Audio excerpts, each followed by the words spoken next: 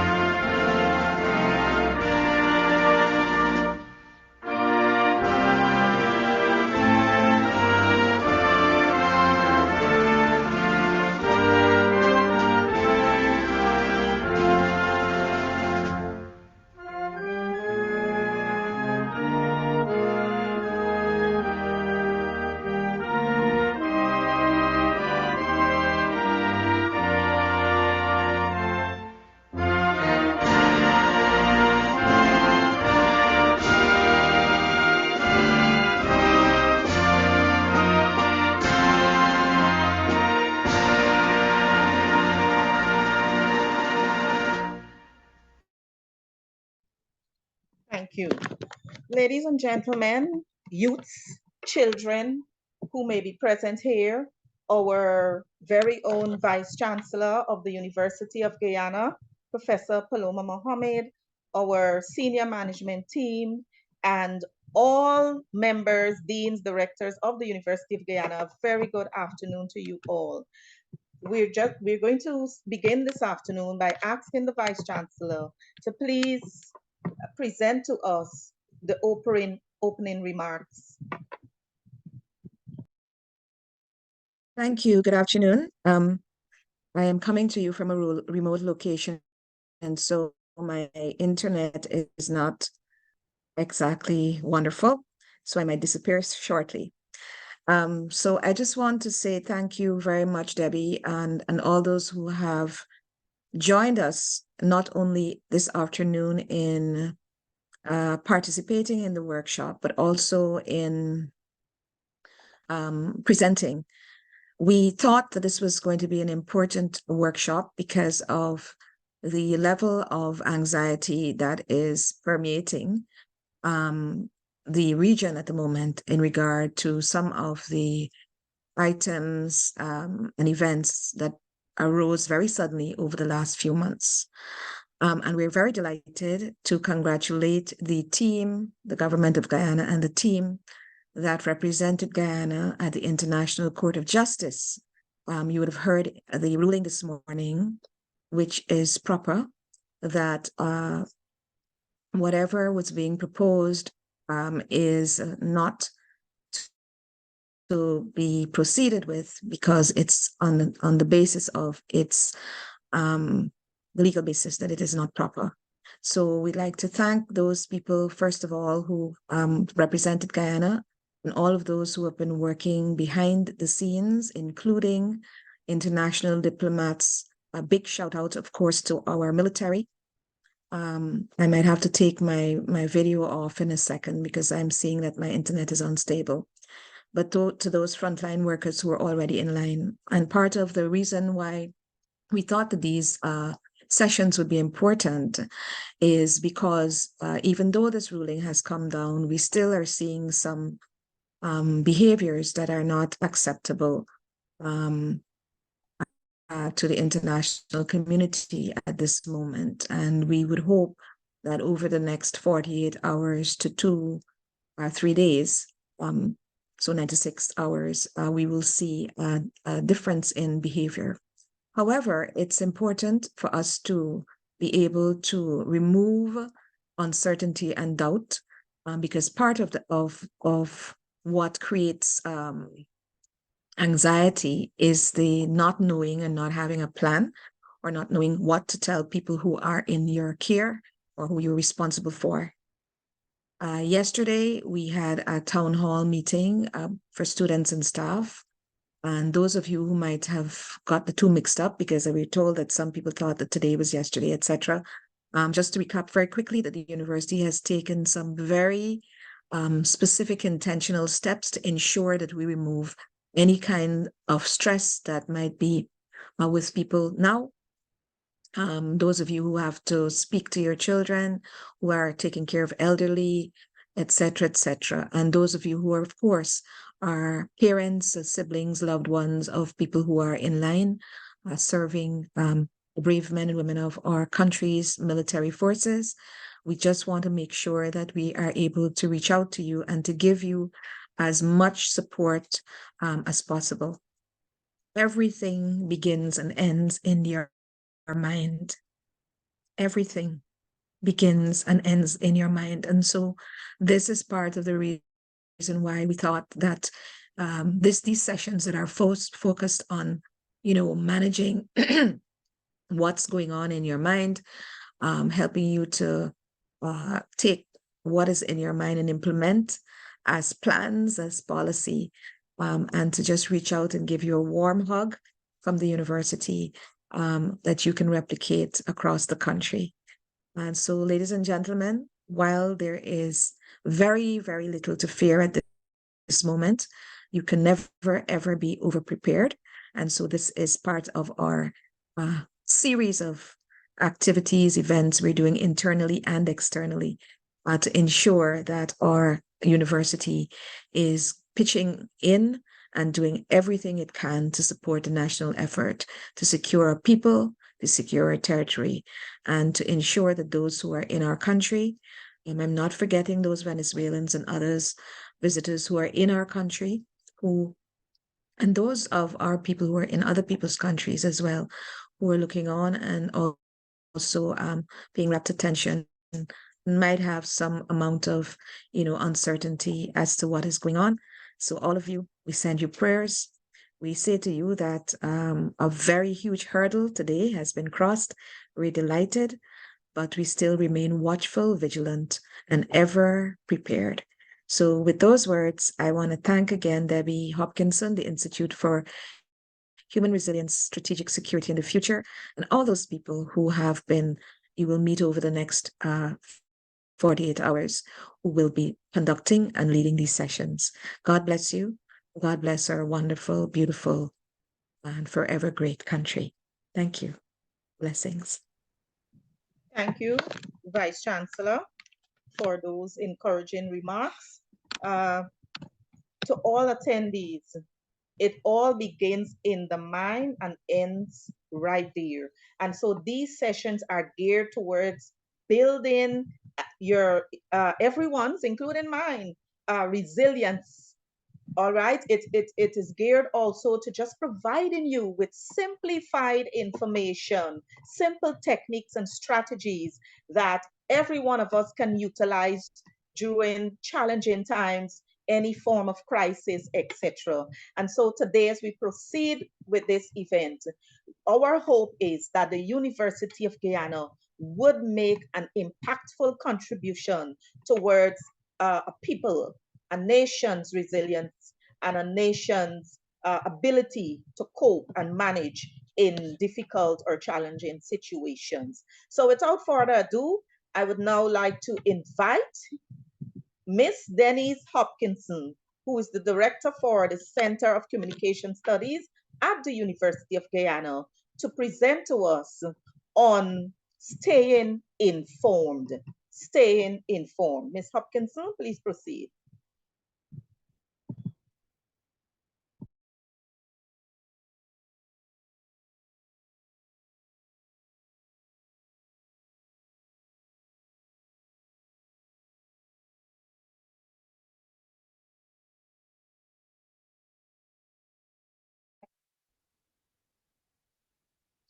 Hello, my name is Denise Hopkinson. I'm a lecturer within the Center for Communication Studies. And as a lecturer with over a decade of experience in the Center for Communication Studies' classroom, I'm also a creator of digital media content, and I've been educated in media arts and studies. Because of electricity issues, I've had to record this prior to the session. So please forgive the beeping you hear in the background. I want to thank Ms. Debbie Hopkinson, Director of the Institute for Human Resilience, Strategic Security and the Future, for asking me to present on the topic, keeping up with emerging news. All right, so let's get started. Since I can't see your faces and I may not know you personally, I'll have to make some assumptions about you, viewers and listeners. And it's really only two that I need for this presentation. One, you're interested in your nation's future, right? Particularly our established ownership over our beloved Cinderella County, Essequibo. I make this assumption because you're listening and preparing yourselves and your household on how to remain resilient and learn safe strategies that will keep you all balanced and at peace during this somewhat tense period. And two, you're a leader and not a follower. And you recognize as a leader, you need to get first-hand accounts of news and information from trusted sources. All right, so what are those trusted sources? Let's look at media platforms. So we in Guyana here have over 20 choices of television or radio stations, a quartet of newspapers to choose from. We also have a growing number of online news websites. And we, like the rest of the world, also have access to digital content coming from places like Facebook in the form of Facebook commentators or influencers, Twitter, WhatsApp, TikTok, Instagram feeds, YouTube channels, right? There are many, many online avenues for news and information dissemination. And these online platforms are very instantaneous, right? They're very quick to post information too, right? However, we need to be aware, right? We need to be aware that not all media platforms and not all media content are created equally. Social media and digital media in general has become the biggest driver of misinformation and disinformation. So what are those? Misinformation is inaccurate or false information, and disinformation is the deliberate act of spreading misinformation, right? So you must ask yourself, in this online world where we, all citizens, everybody, where we're always connected by continuous and instantaneous electronic media, where we can post anything at any given time, can we really trust all the information that's out there and readily available?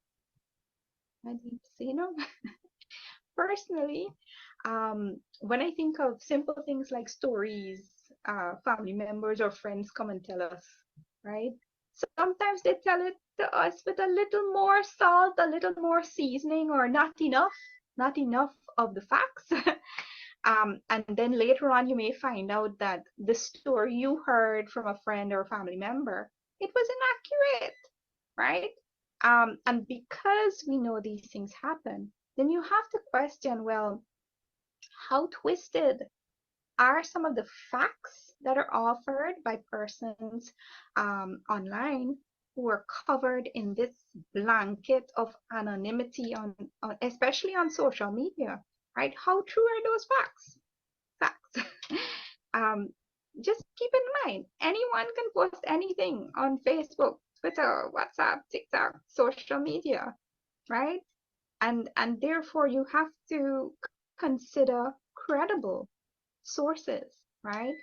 And to trust any news, either from those social media that were mentioned or any online sources, television news, radio news, newspaper, to trust any of them, I tend to look for a source with journalistic experience, right? And really what I'm looking for in a news source is its ability to present to me verified facts. All right. So how do you get to the verified facts? You're going to have to be the judge. All right. You need to be the judge since emerging news may not always be accurate, right? We as human beings, we make judgments on what we want to believe, and those judgments are based on what makes sense to us, right? So these are a few tips to help us decide what news makes sense, what news we can trust. So listen or read, of course, to the flow of the story and determine if the story sounds good. A good news story, and this is a simple way, right? A good news story will have the principles of good story writing, because journalists understand people are more likely to believe a well-structured story. Tip 2, look for harmony or agreement of the facts in the story across the media platforms. If those facts are true, they will be replicated across media. So you will find the same facts in the newspapers, on the broadcast news, so television and radio, and then it will be replicated online as well, right? So if it's true, it's going to be across all those platforms. Number 3, think about the credibility of the person, right? Or the news house who's carrying the story or who has presented the information, and ask yourself, have any biases been included in the story? Is this media house or personality politically aligned? If they are, then expose yourself to stories from multiple news agencies. Also keep in mind that a journalist is usually trained in journalistic principles and is usually more responsible and can be held accountable for their words more than a social media commentator or influencer. Going forward, I hope you understand that verification is necessary for any facts about any story coming out about the Guyana-Venezuela border issue. And verification is characteristic of the field of journalism. If you follow the simple rules of judging a story's credibility, then you'll be able to critically consume content from any media, including pro-government media or oppositional leaning media. All right? News stories about governmental decisions or any decisions may come on official websites. So let's say it is a governmental decision, you may want to check the ministry's website or DPI or NCN, Guyana Chronicle, or their social media pages. And those stories or the news or the facts will be replicated in independent media too, right? Here's a pro tip. Follow well-established and trusted journalists. These journalists are persons who may have honed their craft after many, many years operating, right? I hope these few tips will help you as you continue to keep up to date with what's going on, not only concerning the Guyana-Venezuela border issue, but also all other topics that affect you, the Guyanese citizenry. Thank you for listening. Thank you for watching. References have been provided in my PowerPoint. And I leave you to the sounds of the recently released Enoch, he's a Guyanese singer, song, Essequibo, My Home. Islands, from the east to the west side, that's my land. The secret was my home.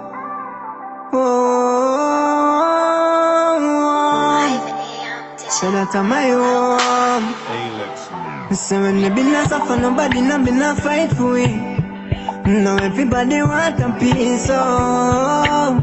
We saw the richness in the land where before them bring exams to find a hell for we. We know how that full up their minds, you see. And how that make them a rival way. Me just wish them could have seen all of the years they been a suffer like that. Me say forever, forever and ever. Essequibo was my home. Essequibo was my own. From the islands and rivers and mountains surrounding, the love in my heart is resounding. I'm loving Guyana, my country, but Essequibo is forever my home. Remember childhood days, the by the riverside and laugh and play. The black water when I learned to swim back then, still living in my memories. Always try live good with neighbors. From them cry we have for assistance. And when we didn't have much, everybody liked us. That's why we don't believe that. When we see it on the media, yo, them coulda tried claim peace in my land. When me never see none of them when struggle, me not go on. Yo, what kind of leader? Fight down poor people for land where them grew up on. Most generous people in the world, from anyone knock we are open windows. But forever, forever and ever, Essequibo is my home. Essequibo is my home. Yeah. From the islands and rivers and mountains surrounding, the love in my heart is real. Okay. Thank you, Ms. Denise, and thank you for indeed letting us know and understand the need to listen in and on trusted sources. Also to think about who of the story. And that word that Ms. Hopkinson was using there called replicate. I know that we have intelligent and intellectuals and bright persons here. But just for the sake of any person who might not know what it means, it simply means a repeat of the exact story or copy of something. And so if the news is accurate or factual, more than likely you will hear it repeated in exactly the same way. So thank you so much, and thank you for the song. Give us a little time to breathe and relax. I hope that everyone was able to relax a bit there and enjoy that song. So we'll move to our next presenter, who is one of our Deputy Vice Chancellors, Dr. Diana Gobin, with the responsibility for finance and administration at the University of Guyana, and she will present to us on the matter of financial preparedness. I just got a power outage, but I have a backup battery. I'll switch to my phone shortly. Please proceed, Dr. Godin.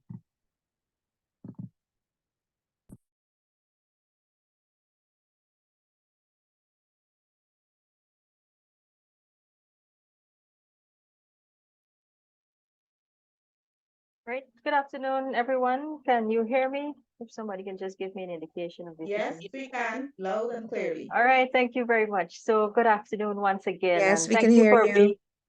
thank you for being here at this presentation. I just want to say thank you for inviting me to this presentation. And after that song that we just heard, I'm in a uplifted spirit. So hopefully I will not bring your spirit down by boring you with my presentation this afternoon. So I'm looking at the importance of financial preparation, managing scarce resources, and the best practices. Why is my screen not changing? Yes, so I'll look at the importance of financial preparation and how can we go about establishing a strong foundation for financial well-being. One of the things that we have to understand is that when we have scarce resources, we have to prioritize needs over wants. So we prioritize what are the things that are most important to us, not the things that we will want. So Christmas time is coming up. All of us probably want a new car. We probably want new furniture. We want new mats and so on in the house. But do we have the resources to be able to afford those things to put in our homes? What we have to do is prioritize the things that are more needs. So food, shelter, if you have to pay rent and so on. We also have to efficiently use our available resources. So, Christmas party is coming up. A lot of other events are coming up in this month. And think about this not only for this month, but on the long term. Do you want to just, people go and buy shoes, fancy dress. You wear it one time per year, right? Try to see if there's something else that you have in your wardrobe that you have not used for a long time, or don't try to use the shoes that you haven't used for a long time because it might lose up on you, right? But the point is, try to efficiently use what you have available already. In assessing your financial situation, a lot of persons say, let's put up a little savings for an emergency. I don't know, growing up, my grandparents have always said, you have to have some sort of emergency fund. Anybody has to go to the hospital, any accident or anything, you have to have that emergency fund. So look, reevaluate and think to yourself, do you have an emergency fund right now in case any unexpected things come up that you'll be able to deal with it? You have to assess what's your income every month and look at what are your expenses. So take a sheet of paper, write down what is the income that you receive monthly versus all of your expenses, and then create a budget. Try to figure out how you'll be able to manage all of your expenses with the amount of money that you have there. Also, you have to review if you have any investments anywhere, review what they are or review what you spend your money on to determine if they are appropriate for your financial goals. So for example, saving your money in a bank these days, they only give you a 0.05 interest rate. While if you might have invested in shares or, some people invest by lending their money and get a percentage of it. Those are things that you can consider and whether it is meeting your financial goals or not.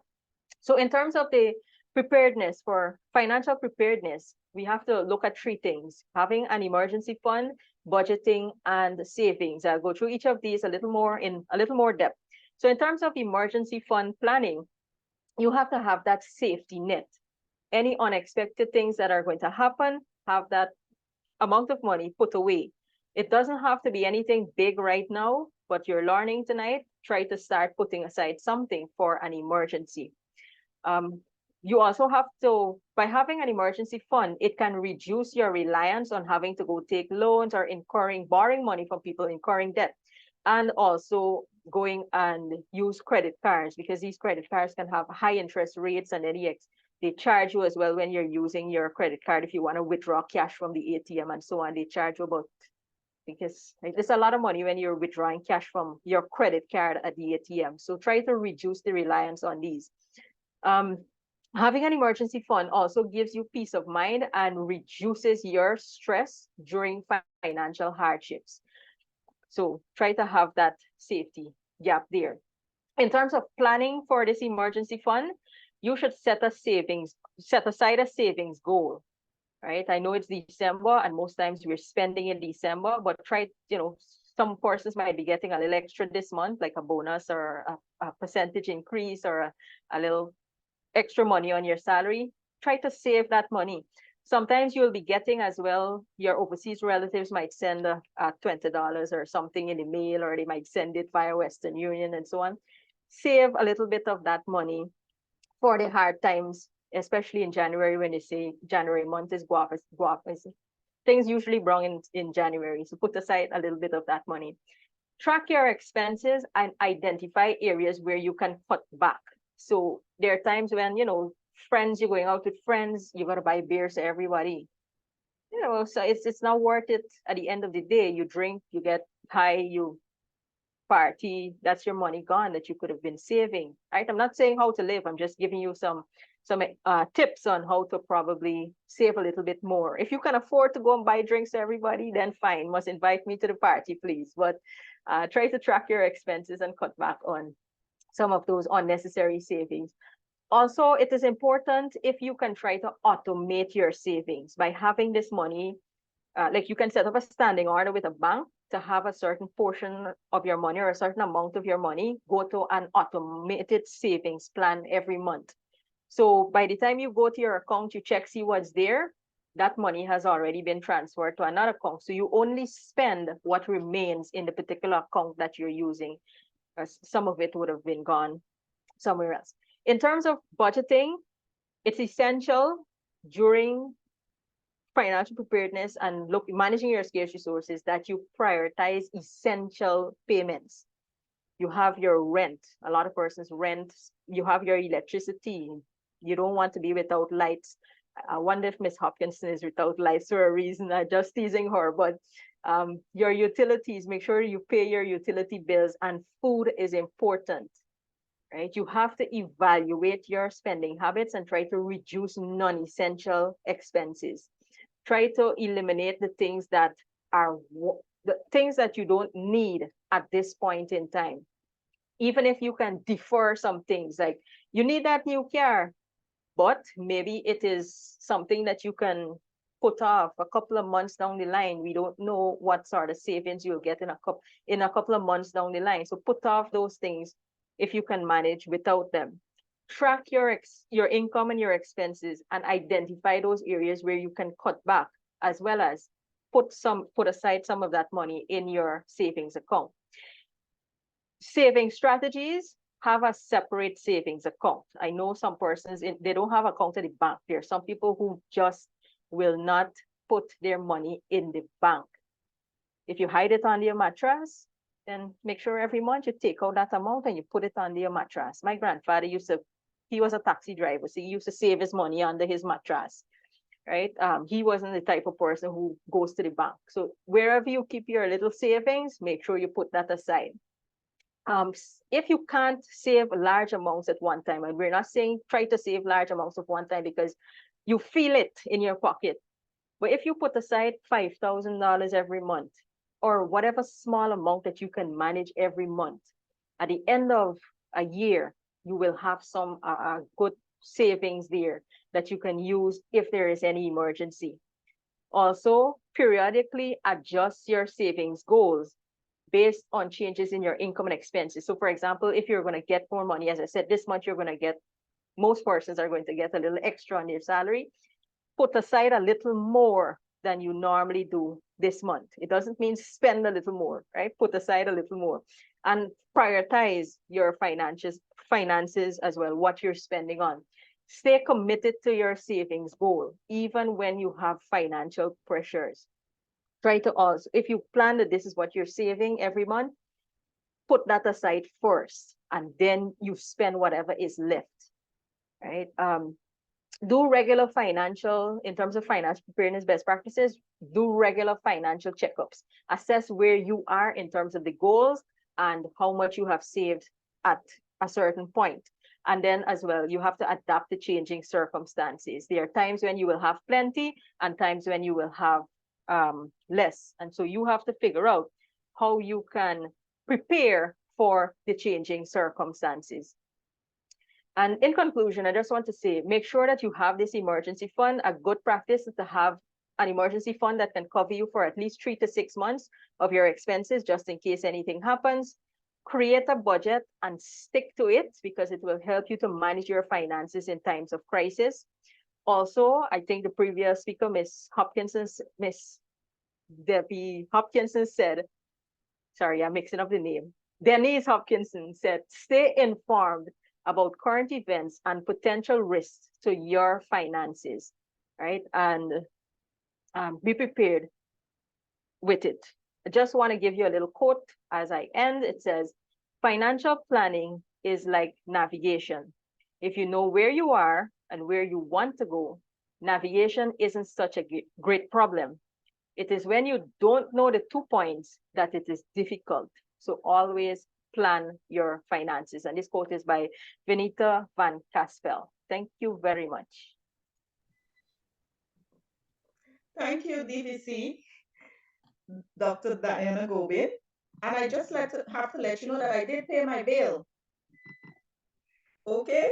And all the attendees on this platform, if Dr. Gobind navigated her time well, similar to the way she presented this financial preparedness session, please give her a thumbs up.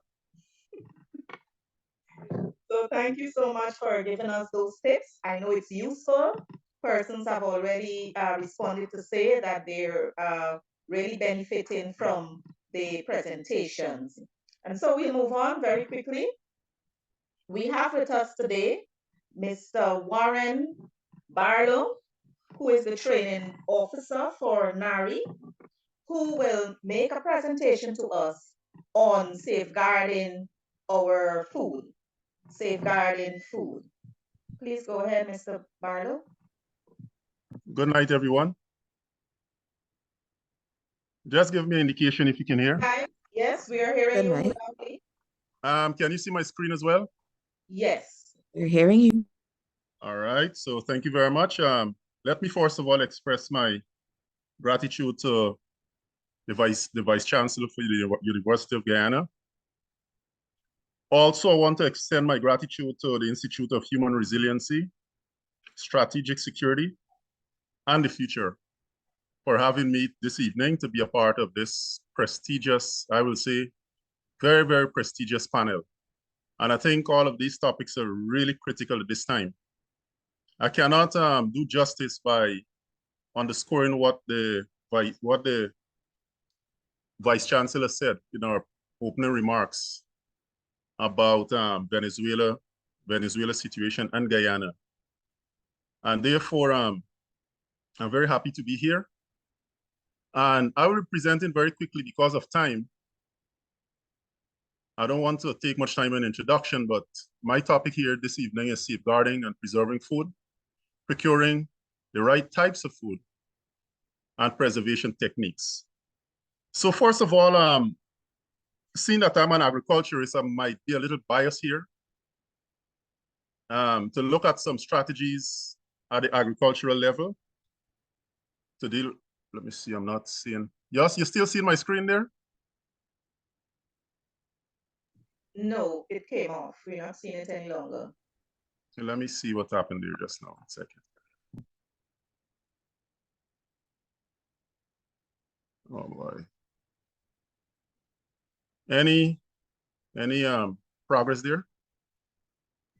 Not really, no. You want to share again? Maybe you need to share it again. Yeah, let me just get it back very quickly and share. Just hold a second. So let me get back. Yeah.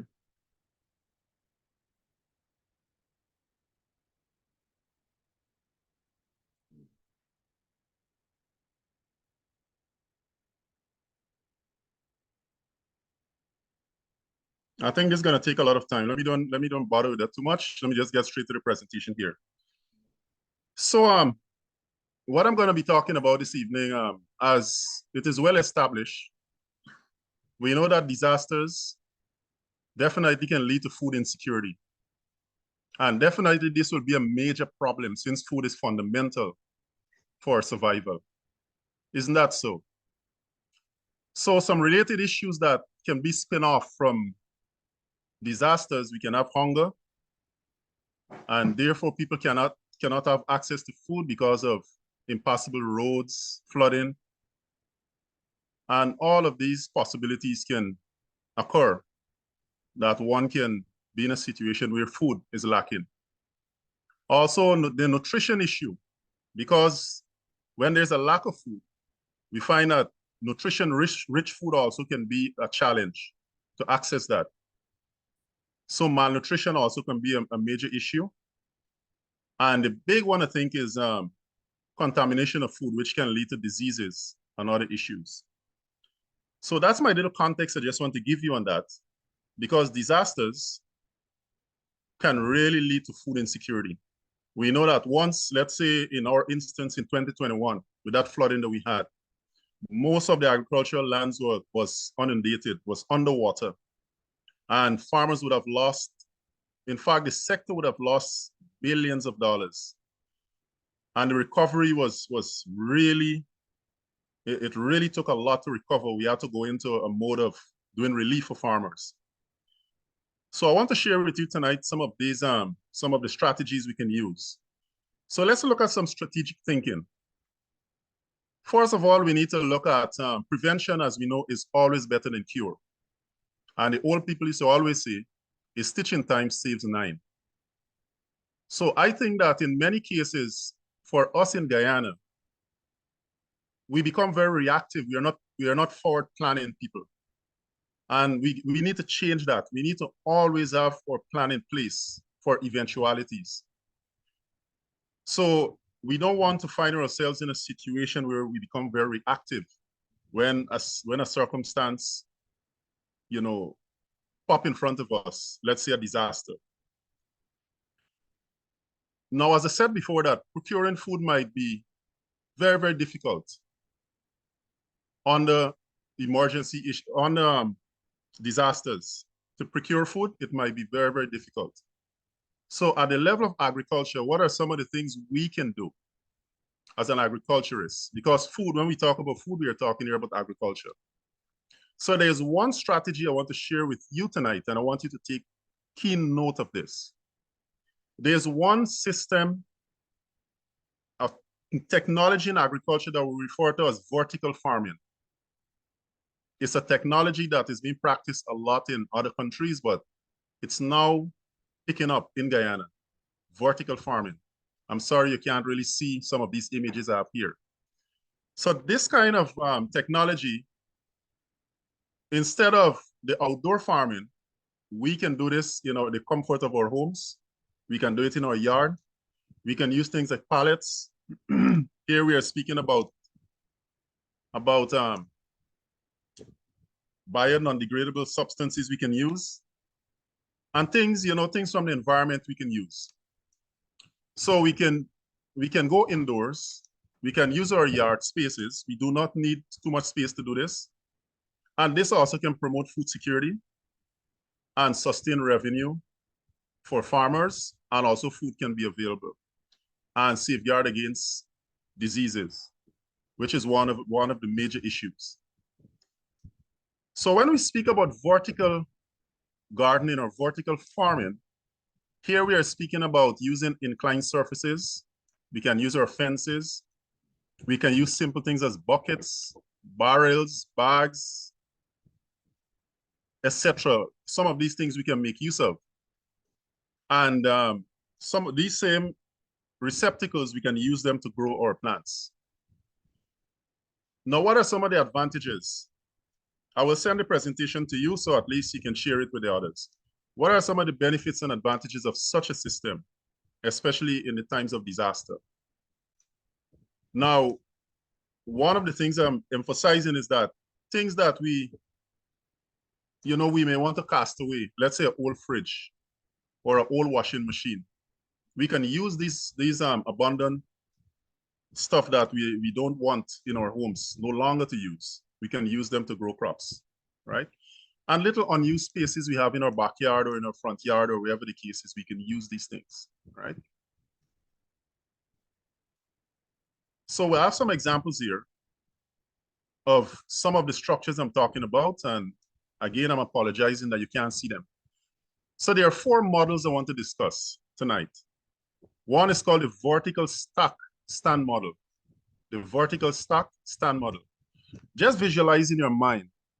It's like a V-shape, an inverted V-shape stand that you can take things like gutters, the PVC gutters, and you can nail them along that structure, and you can fill it with the required substrate or soil, and you can grow that in your yard. So that's one of the model, the vertical stack stand model.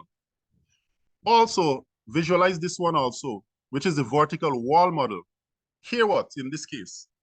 The same 2-liter bottles that we throw away after we finish consuming our beverage. We can take those bottles, we can just cut off a space on it, fill that bottle with soil, and we use 2 string, one at the front close to the cork and one at the back area. and we can suspend it up in the air, as we see, like a hanging basket. And this model I'm looking at, so beautiful. So in times that when food is scarce, we can have, or we can grow our food right in our home, right in our yard, by using these bottles, which is called the vertical wall model. So we suspend them. So let's say in an area like a 10 feet by 5 feet space, we can do at least about 50 bottles we can set up in that area. And 50 bottles, imagine each bottle have 1 lettuce inside of it, or each bottle have maybe 2 celery. Right now, celery is I think it's $5,000 a pound, or even more. So imagine what can happen there. And there are a variety of crops we can do. We can do crops from the nightshade family, like things like peppers, bell peppers. We can do things like tomatoes, and there are many other crops that we can do. So we talk about the vertical stand model. We talk about the vertical wall model. Then the other one is the vertical trellis model. This is a trellis that it's vertical, and we use things like seine, like this we call it. It's a seine that these guys, fishermen, would use. So you just nail the seine to the vertical stand, and then you allow vine crops and stuff like that to run up on the seine. So things like that we can do in our yard, or a fence we can use to do that kind of structure. And there's one called the vertical pocket model. Picture this one again. These blue barrels that would usually come from the United States of America. What we do, we cut some pockets on these barrels. We fill the barrel with soil, and then we cut some pockets. So in each pocket, we can put a crop there, and your crop can grow successfully in that. So all of these are measures that we can use, or strategies we can use in order to secure food during times of disaster. There are others, for example, like the grow bags. I did explain to Shadela when she was at NARI that I give the examples to farmers when we go out in the field, that look, right in the yard, let's say the same sugar bags, the bags that you will buy, the 110 pound sugar bags. We can take a few of those bags, we cut them in half, we fill them with soil. And one bag, the width of one bag should be like about 1 feet, 18 inches. So if you have a space like just by a fence, let's say you have a 20 feet length fence, imagine how many bags you can stack there. Fill them with soil, you put sweet potato. I remember there's one farmer that I went by, and this guy had about 8 grow bags in his yard. And when we were leaving, he said, let me harvest 1 bag for y'all. And this man pulled potato from that bag. I would estimate over 50 pounds came out from just 1 bag of potato, sweet potato. Beautiful. And here what? That's just at your comfort. So in times of disaster, when we cannot get access to market and food, all of these are strategies that one can use to grow food and to secure food. In terms of preserving the food, I know my time is close to expire already. In times of with regards to preserving the food, we know in cases of disaster, there might be a difficulty to access electricity and other means to store your food. So we can use things like fridges and our freezers. We should not open them on a regular basis. We should keep them closed so that whatever foods we secure can be kept there for longer periods. The simple styrofoam boxes, we can find them in the Chinese supermarkets and so on.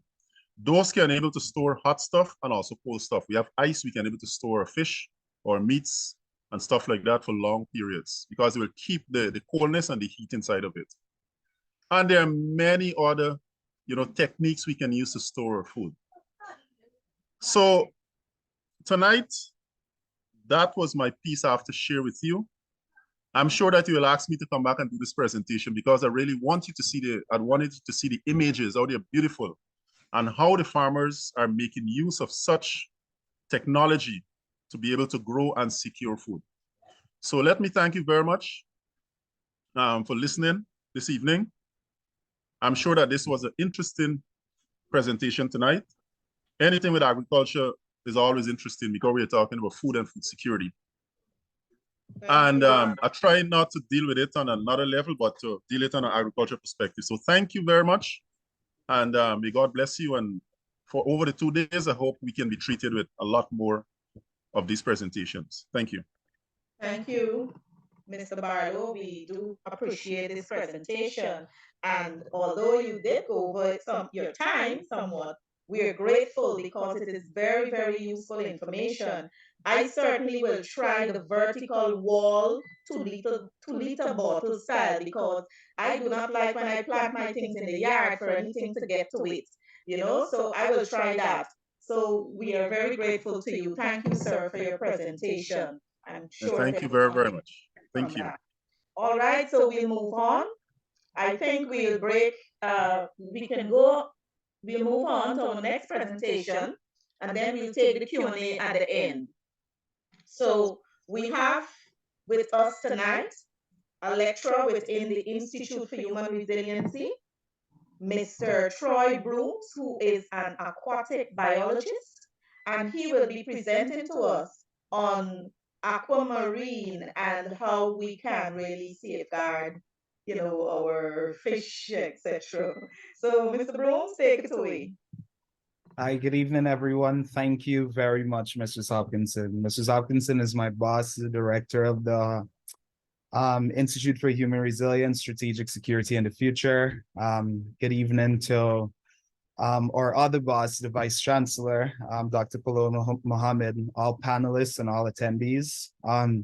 Today, I was really supposed to be speaking to you kind of a little bit about agriculture and fishing, but I should have expected that, of course, our colleague over there at the Ministry of Agriculture would definitely take up all the agricultural space in the in the seminar. Really, I mean, ensuring the safety and security of food, especially in times of crisis, is something that should be on all of our minds, because we really don't know how situations might unfold. I would say the initial plan, of course, would be to procure as much easily preserved food, first and foremost. So usually all the tin stuff. Myself, personally, I would definitely be going for all the corned beef, all the tin sausages and tin mackerel and so on from off the shelves, because really, I don't know if there's an expiration date, but I've never heard in my 26 years anyone ever ask about the expiration date on tin products. So I can assure you that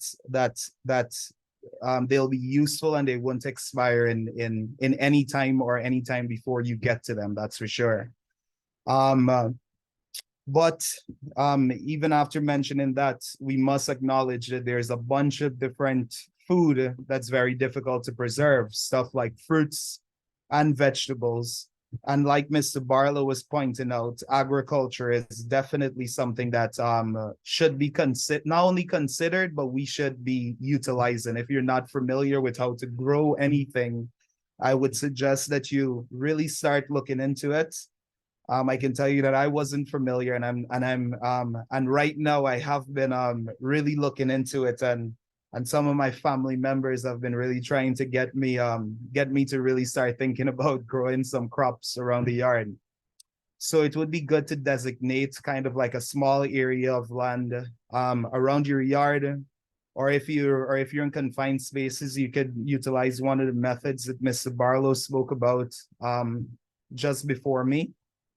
And because here, especially in our climate, there's an array of crops that's just very, very easy to grow. You can have tomatoes. I mean, I've recently seen my mother doing some, I think it's Corilla. There's a bunch of different crops that you can grow, but one of the things I would say that's important is that you grow different crops near to each other. I mean, Mr. Barlow's method is a little bit more in isolation, especially if you're using a big salt bag.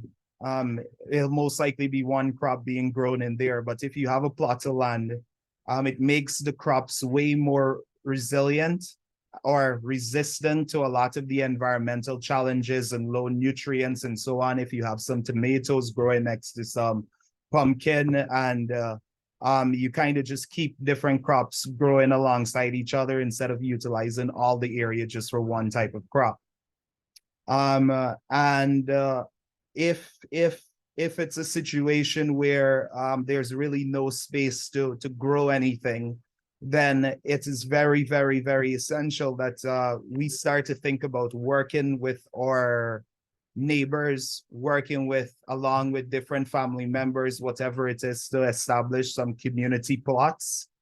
I mean, in times of crisis, it defines whether we deal with the best version of people or the worst version of people. So it's really, really, really important that everyone thinks about each other and thinks about working together, because it's really a collective issue. It's not really anyone suffering in isolation.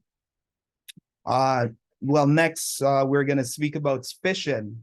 But the most important thing as it relates to fishing is to fish sustainably, which basically means that fish in a way that you can guarantee that there's more fish there for a long time. And most persons, especially the persons that we're speaking to right now, wouldn't be able to go out on a boat in the rivers or oceans or anything, or ocean or anything like that. And instead, they'll be confined to the local waterways and stream that we might see around Georgetown or whatever region you're living in. And basically, I mean, that's definitely enough. There is a lot of fish found there. And the most important thing is to be careful not to overfish. There are a few practices that could be implemented to prevent overfishing.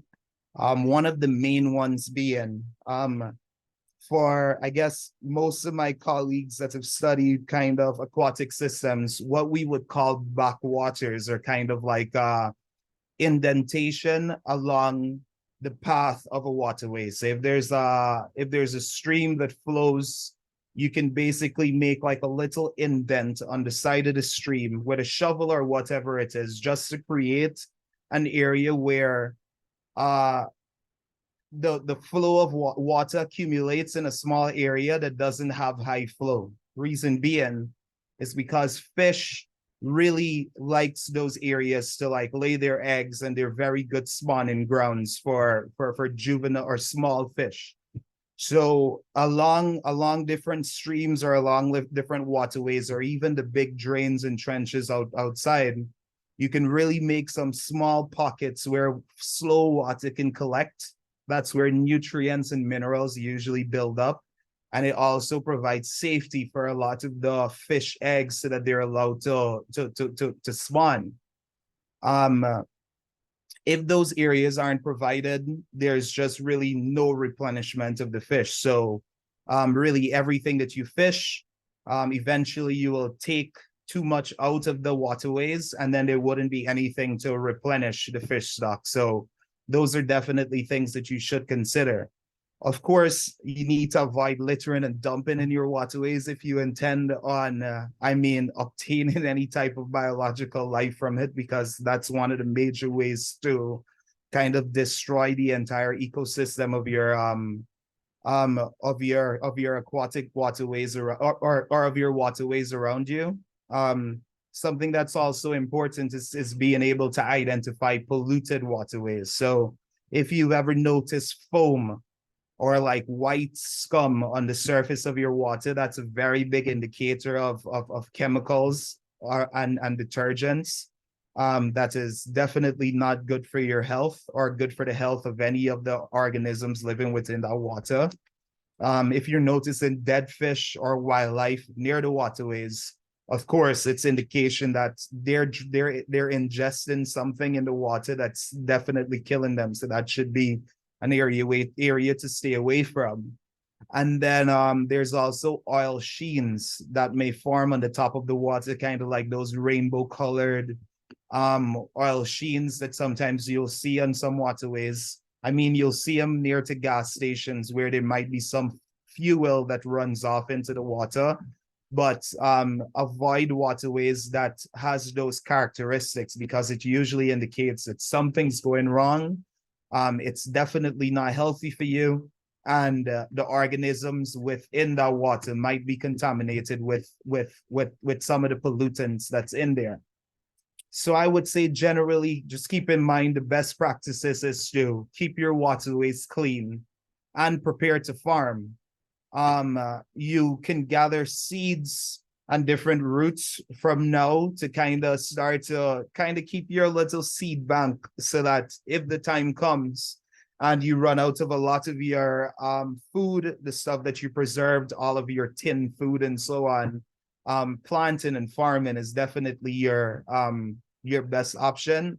And maybe you can even stock a little bit of fertilizers. No, I'm not a huge advocate for fertilizers, but in some situations you might realize that the soil in your yard is not very arable or it's not very suitable for farming. So you might need a little bit of fertilizers to add a little bit of nutrients in there, but that's something you should definitely be careful with. And then also allow so that the fertilizers does not run off into your waterways. But yeah, that's basically the end of my presentation, and thank you for listening. Thank you, Mr. Brooms. I really believe you might have to have a practical session with some of us because, some of the things you said, it's not something I would want to try, but we would have to, right? And so for many of us here, I'm quite sure perhaps have never tried those techniques you spoke of. And so it's really, really useful information. Thank you for that.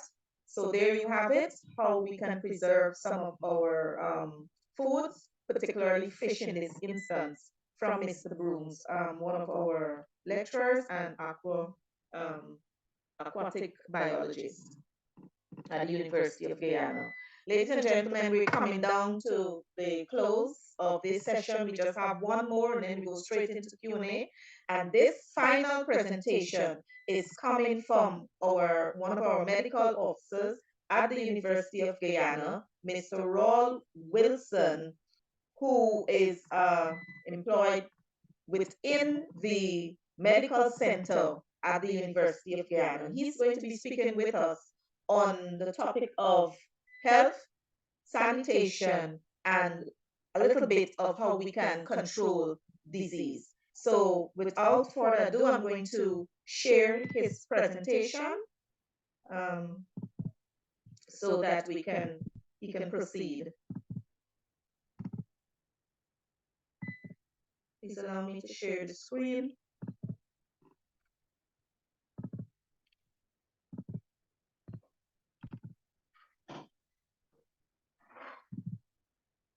Is everyone seeing the screen?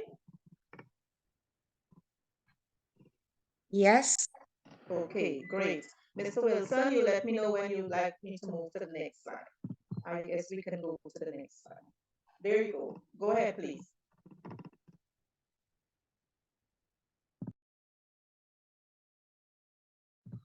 Mr. Wilson, are you there?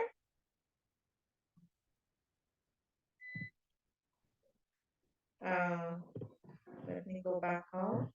Miss Monica, could you confirm if Mr. Wilson is in the room? Hi, Miss Hopkinson. He is not in the room at this moment. He's not in the room? Yeah. Oh, okay. Well, I'm not sure. Maybe he got, because we live in the same area actually. So I'm not sure if he got power outage. But if that is the case, what we will do is bring this presentation tomorrow. So we'll wrap up here and then just ask for any questions. Anyone has a question that you'd like to ask at this point, please proceed to do so. Let me take this down. No questions from anyone? Does this mean that all presentations were clear? If you wish to speak, please show by a raise of hand and we'll unmute your mic so you can speak. There's a Keon Haywood. Proceed, Keon, unmute your mic. Good evening, everyone.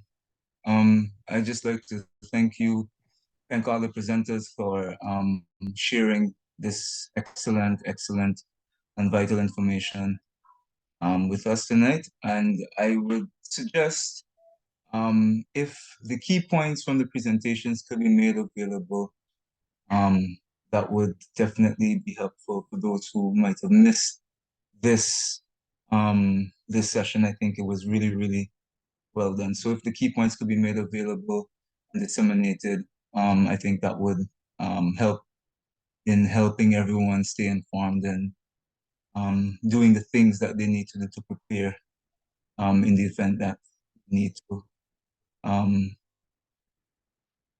prepare in the way that we have been discussing. Okay, thank you, Keon.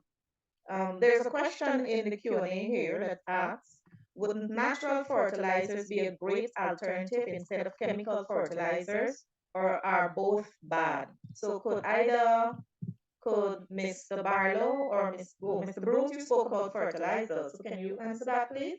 Yes. I mean, natural fertilizers, don't get me wrong. Our biological fertilizers definitely is the best option. Those are not harmful whatsoever. It's the chemical fertilizers. Now, sometimes you might run into, and I'm sure that Mr. Barlow and I would even be able to speak on, but a lot of times you run into farmers that complain that they have tried many different types of biological fertilizers, but it just didn't work out and they had to resort to chemical fertilizers.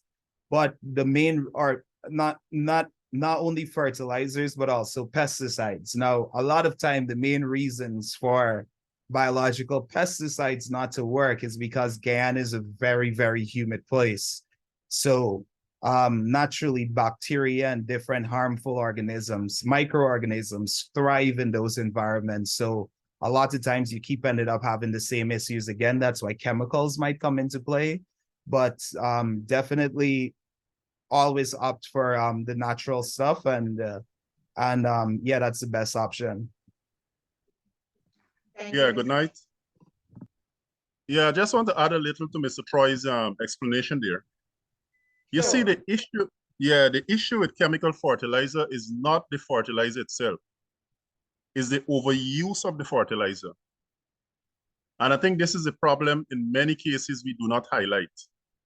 Many farmers, they overuse and they abuse the fertilizer, and the impact is far-reaching, not only on the foods, but also on human health and the ecosystem as well. So I think that's a major issue. But however, we cannot underscore the importance of natural fertilizers, or organic matter, as we say, because it helps in terms of improving the structure of the soil and in terms of biological activities in the soil. So there are many benefits. But there's no harm in using chemical fertilizer, but it must be used based on the recommended amount. Okay. And once they can use it based on the recommended amount, then there shouldn't be any problems. But the flip side of that is that once we're using chemical fertilizers, and let me go to the field a little bit, this would bring into question farmers now, after some time of using chemical fertilizers, you find that the crops, in terms of the production of your food, will kind of drop. And the reason why you find that fertilizers also can contribute to to lower your pH in the soil, or can raise your pH as well. So we have several spin-off issues with chemical fertilizers. And also the biological unit in the soil, it actually can hamper the work of those units in the soil as well. So yes, it can be used, but it should be used based on the recommended amount and not be overused. Great. Thank you, Mr. Barlow. I wonder sometimes if when I purchase pak choy, I notice that it has a very bitter taste. And I wonder at times if it's because of the chemicals that are being used on the products that's causing that. So great information. Thank you again. Is there any other question at this point? we're almost out of time. and we would like- Debbie, I just wanted, if I might, Go ahead, PC, yes. I just wanted to respond to the comment that someone made earlier about making the video or points a summary available. We will make the video available for the seminars. We'll post it on our university YouTube site. We also will have it rebroadcast on UG Radio. And also, I think we'll send a link out to staff and others. So you will be able to get, this will have a lifelong beyond today. So thank you for raising that point.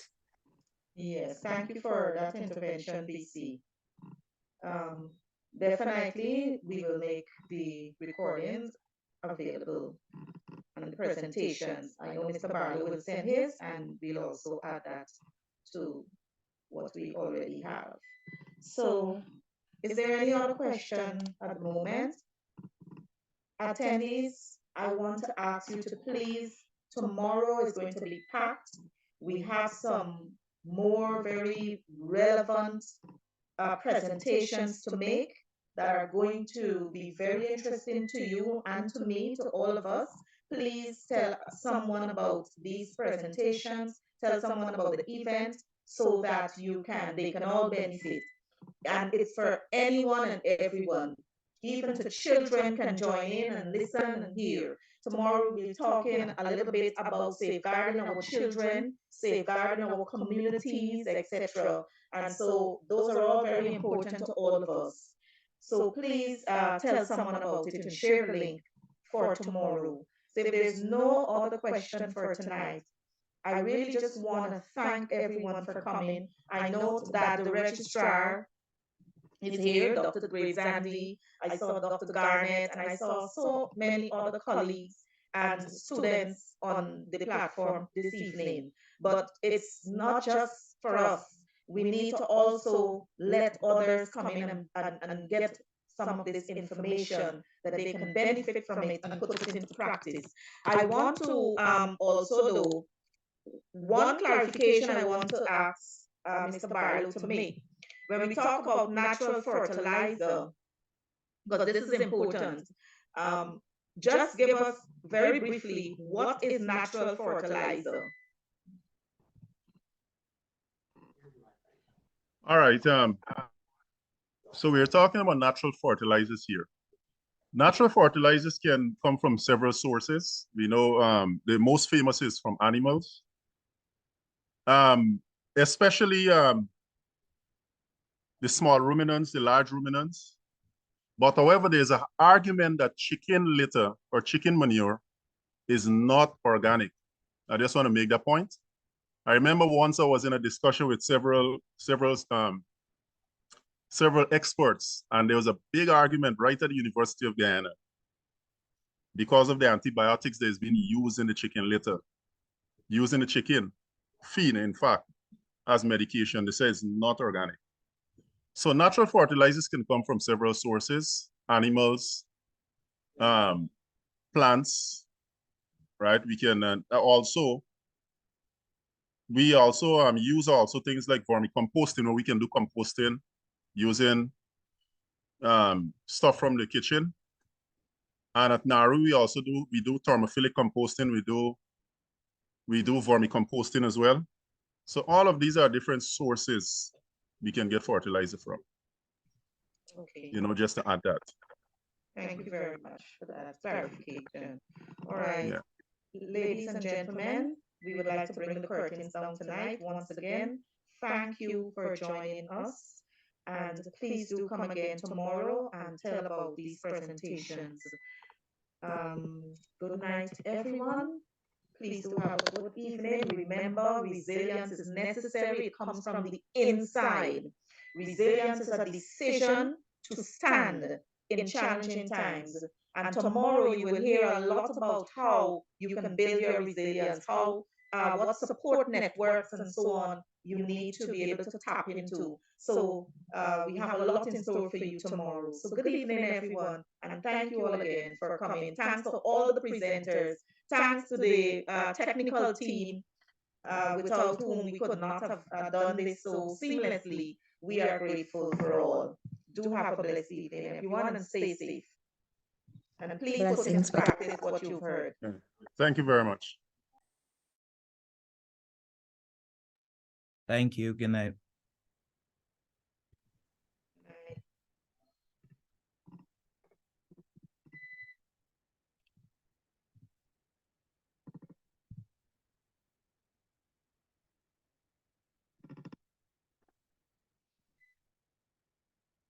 And I've seen the technical team put up the emergency numbers. You can take note of those. So take a snapshot of it.